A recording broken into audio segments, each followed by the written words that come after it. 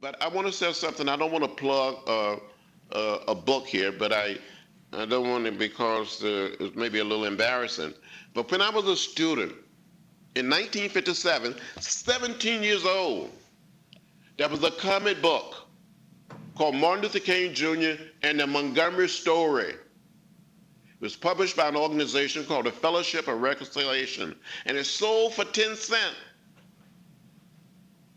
It's told how the Montgomery bus boycott was organized.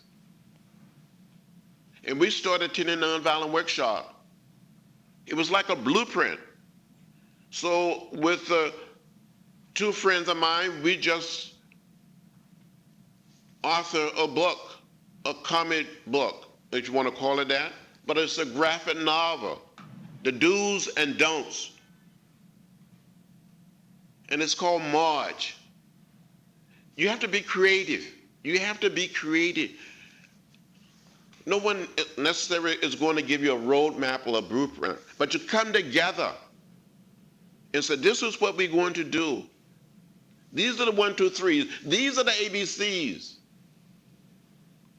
And you become what I call and what we call in the Student Nonviolent Coordinating Committee and what we call it in Nashville as a student movement that represented students from Vanderbilt University, Peabody College, Scarrett, Fisk University, Tennessee State, American Baptist, Meharry Medical School. We all came together, and later as the Student Nonviolent Coordinating Committee developed, we call ourselves a circle of trust, a band of brothers and sisters. It was black and white young people working together for the common good. And we hadn't heard of the internet. We didn't have all this social media and modern means of communication. We didn't have a cellular telephone.